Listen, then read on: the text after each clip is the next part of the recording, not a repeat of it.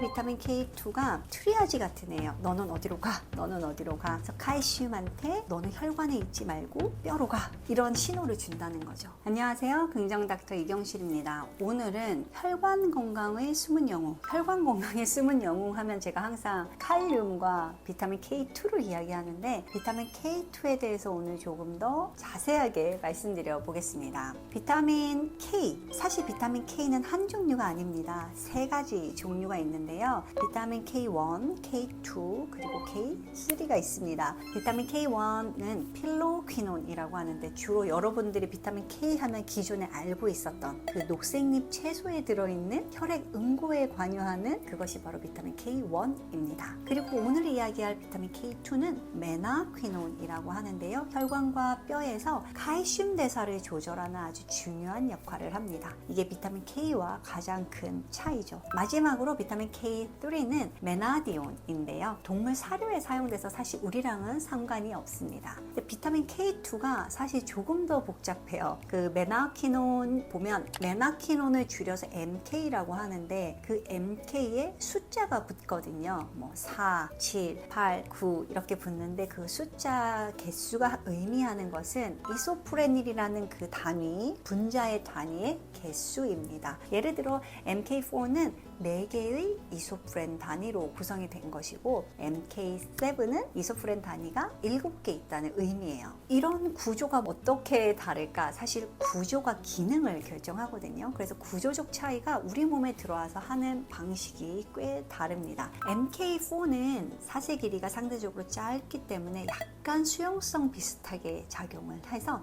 물에 잘 녹고요. 그 다음 우리 몸에서 또 합성도 할 수 있어요. 반면에 MK7, 8, 9 같은 아주 긴 메나키논은 우리 몸에서 합성되기는 어렵고 주로 발효될 때 나오기 때문에 제가 다른 영상에서 낫또를 소개시켜 드린 것처럼 낫또와 같은 발효식품에서 발견이 됩니다. 그럼 비타민 K2가 우리 몸에서 어떤 역할을 하고 왜 중요한지 한번 이야기해 볼게요. 비타민 K2는 우리 몸의 칼슘 조절에 중요한 역할을 한다고 말씀드렸는데요. 칼슘이 그러니까 혈관벽에는 축적되지 않고 만약에 축적이 되면 동맥경화의 원인이 되죠. 그리고 반대로 만약에 뼈에 잘 안 가면 뼈가 약해지죠. 골감소증이나 골다공증이 될 수 있어요. 따라서 칼슘이 있는데 이게 혈관에는 쌓이지 않고 뼈로 가면 너무 좋을 것 같잖아요. 그 역할을 바로 비타민 K2가 해줍니다. 비타민 K2 그 여러 종류 중에서 MK4와 MK7이 사실 연구가 가장 많이 되어 있습니다.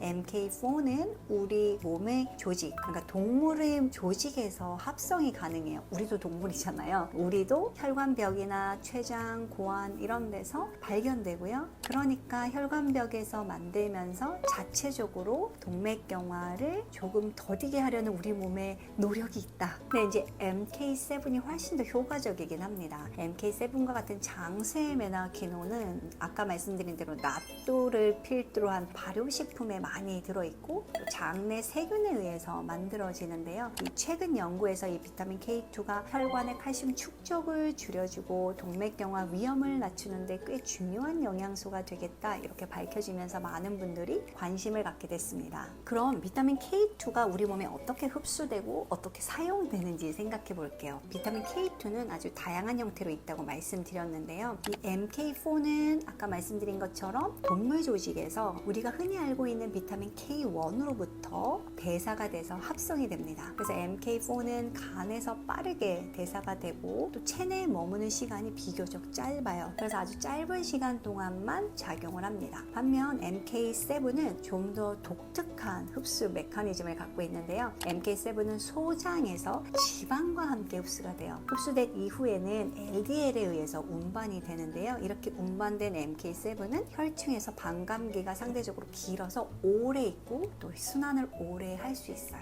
오래 몸에 있다 보니까 또 뼈와 혈관 등 간이 아닌 조직으로 이동을 해서 활용될 수 있는 장점이 있습니다. 즉, 이 긴 형태의 메나키논 MK7은 생체 이용률이 높다. 그래서 심혈관 건강과 뼈 건강에 더 큰 역할을 할 수 있다. 이런 이야기고요. 그럼 이 비타민 K2를 우리가 어디서 얻을 수 있을까? 주로 동물성 식품과 발효식품에 비타민 K2가 많이 들어있습니다. 제가 표를 보여드리는데요. 계란 노른자, 그리고 치즈, 또 낫또 이런 데 아주 대표적으로 비타민 K2가 풍부합니다. 그 중에서 치즈는 MK8과 MK9의 좋은 공급원이죠. 가끔 유제품을 아예 먹지 말자 이렇게 말씀하시는 분이 있는데요. 요 MK 입장에서는 치즈를 활용하는 것도 괜찮습니다. 달걀 노른자에는 MK4가 많이 들어있고요. 또 바로 이 주인공 MK7은 낫또에 많이 들어있다. 얼마나 많이 들어있냐? 100g의 낫또에 1000 마이크로그램 이상의 비타민 K2가 들어있고 그 중에 90%가 MK7이니까 여러분들이 한 스푼만 드셔도 좋겠다.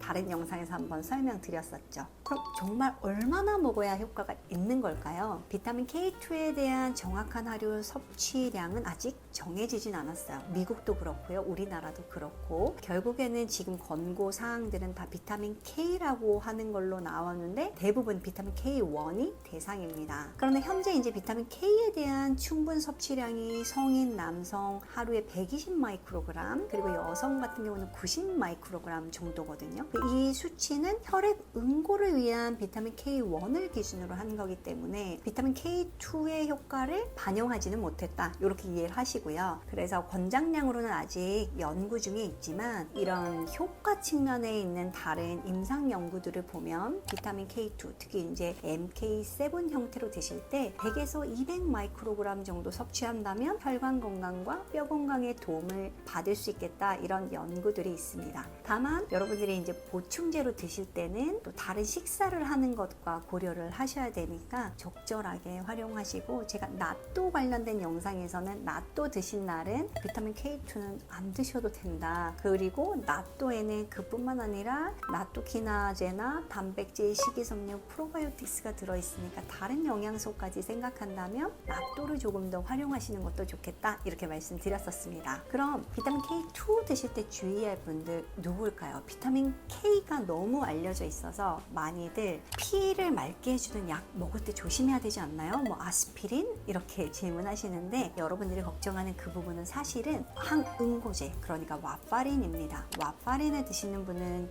주의하시고 전문가 선생님과 그러니까 와파린을 처방하는 선생님과 상의해서 결정하셔야 되고요. 흔히 아스피린이나 클로피도그레 같은 동맥경화와 관련된 항혈전제는 비타민 K2와 나쁜 상호작용이 있다거나 우리 몸에 큰 부작용을 만들거나 그러진 않아서 섭취하실 때 너무 염려하실 필요는 없습니다. 다만 여러분들이 그런 걸 드시고 있다는 걸 약을 처방해주는 의사 선생님한테 알려드릴 필요는 있겠죠. 정리하면 비타민 K2는 칼슘을 조절한다는 거 너무 중요합니다. 왜냐하면 다른 연구에서 여러분들 칼슘 보충제를 먹었더니 동맥경화가 악화됐다 이런 거 있잖아요. 이때 그래서 비타민 K2를 같이 먹어야 되는구나. 이 비타민 K2가 트리아지 같은 애예요. 너는 어디로 가? 너는 어디로 가? 그래서 칼슘한테 너는 혈관에 있지 말고 뼈로 가. 이런 신호를 준다는 거죠. 그래서 비타민 K2에 대한 중요성을 한번 아시면 좋겠고 낫또나 비타민 K2 영양제를 적절하게 활용하셔서 동맥경화로부터 멀어지시길 바랍니다. 건강하세요. 다음 시간에도